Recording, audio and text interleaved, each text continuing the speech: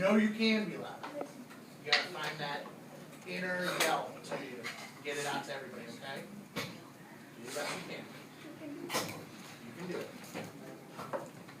So Linda just explained how GMOs harm the environment and how there's been a pretty big decrease in the butterfly and bee population because of GMOs. She also explained how the testing process of GMOs are kind of ineffective and how it can harm things.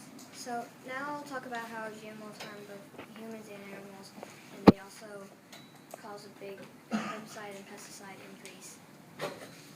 In 2015, John Allen stated that scientific researchers found that 70% of female rats and 50% of male rats died prematurely because of when fed GMOs. Almost all of them were victims of cancer. In 2015, Elena Marie Burks states that rats were more likely to develop tumors and die after eating a diet of Monsanto's genetically modified corn.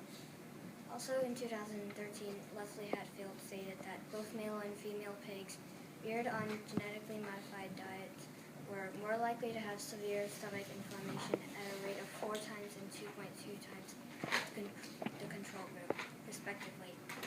There were also reproductive effects. The uteri of the female pigs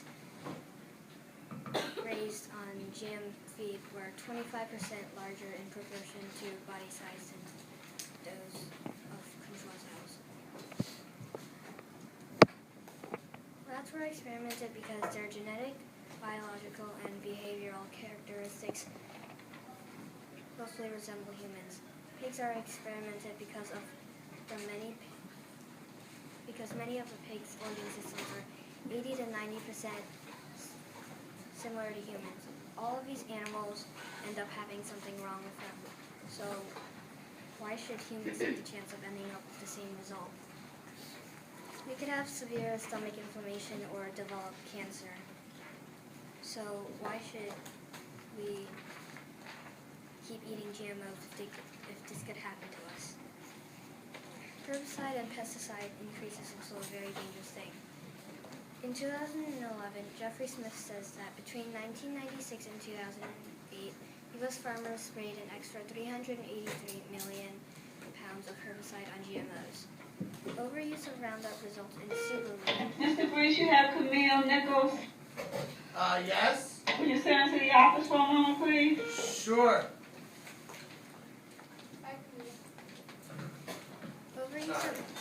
Overuse of Roundup results in superweeds resistant to the herbicide, causing farmers to use even more toxic herbicides every single year.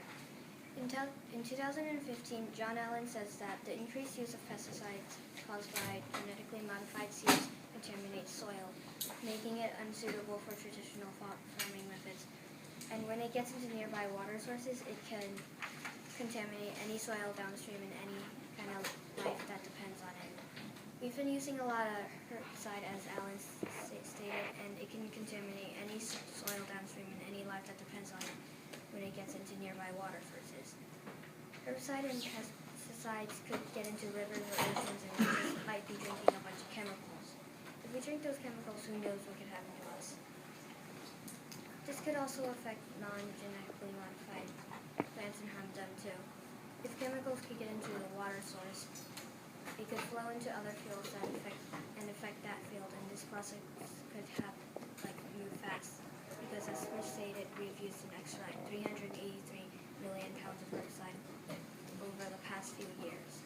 So overall, GMOs are bad because they harm both humans and animals. If animals so similar to humans could get hurt, then why should humans take the risk of dying or at least getting hurt or developing a disease?